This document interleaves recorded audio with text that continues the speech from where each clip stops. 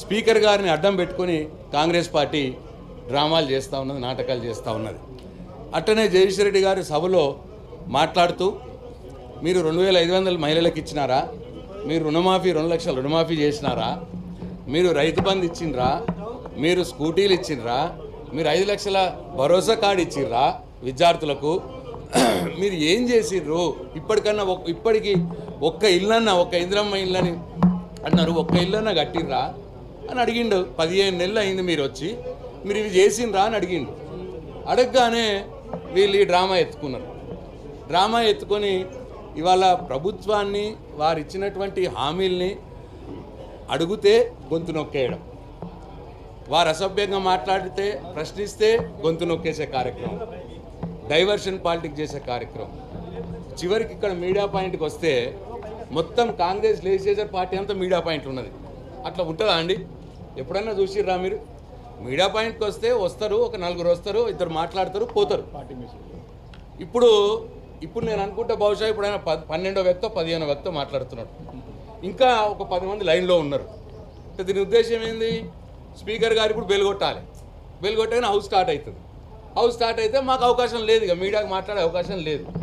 Media పాయింట్లో కూడా మా గొంతు నొక్కే ప్రయత్నం, అక్కడ అసెంబ్లీలో మా గొంతు నొక్కే ప్రయత్నం.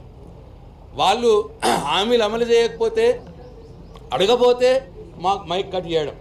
మైక్ కట్ చేస్తే అయ్యా మీరు మా తండ్రి లాంటి వారు, ఇక్కడ అందరికి సమాన హక్కు ఉంటుంది, అందరూ సమానమే, మీరు మా అందరి తరఫున కుర్చీలో కూర్చున్నారు అని మా జగదీష్ రెడ్డి గారు అంటే, స్పీకర్ గారిని ఏదో అన్నారని, స్పీకర్ గారిని అవమానం చేసిరని వారి క్యాస్ట్ పెట్టుకొని ఇవన్నీ కూడా అటెన్షన్ డైవర్షన్ చేసే పాలిటిక్స్ ఇవాళ ఆడుతూ ఉన్నారు.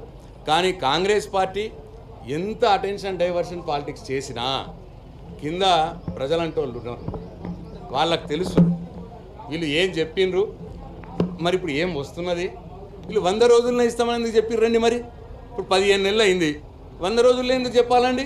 మా 5 సంవత్సరాల కాలంలో మేము హామీలు చేస్తామని చెప్పేది ఉండే అప్పుడు వాళ్ళు. మేము అడుగుతున్నది అదే, మీరు 100 రోజుల్లో చెప్పిర్రు కాబట్టే, మీరు 100 రోజుల్లో ఇస్తామని, 100 రోజుల్లో 2 లక్షల రుణమాఫీ చేస్తామని, 100 రోజుల్లో మీరు 15,000 రైతు భరోసా ఇస్తామని, మీరు సన్నవడ్లకు బోనస్ ఇస్తామని, మీరు తులం బంగారం ఇస్తామని, మీరు 5 లక్షల విద్యార్థులకు భరోసా కార్డు ఇస్తామని, 4,000 రూపాయల నిరుద్యోగ భృతి 100 రోజుల్లో ఇస్తామని, మీరు స్కూటీలు ఆడపిల్లల స్కూటీలు ఇస్తామని, మీరు ఇవన్నీ కూడా 100 రోజుల్లో ఇస్తామన్నారు. కాబట్టే ఒక ప్రతిపక్ష పార్టీగా మాకు బాధ్యత ఉన్నది, మేము అడుగుతూ ఉన్నాం. అది కూడా శాసనసభ వేదికగా అడుగుతూ ఉన్నాం. మేము ఇంకెక్కడ అడగాలి ప్రభుత్వాన్ని, ఎక్కడ ప్రశ్నించాలి మేము ప్రభుత్వాన్ని? డెఫినెట్గా శాసనసభ వేదిక ద్వారా ప్రశ్నిస్తున్నాం. మేము ప్రశ్నిస్తుంటే దానికి సమాధానం చెప్పలేక డైవర్షన్ పాలిటిక్స్ చేసి స్పీకర్ గారిని అడ్డం పెట్టుకొని ఇవాళ డ్రామాలు చేస్తున్నది కాంగ్రెస్ పార్టీ. మా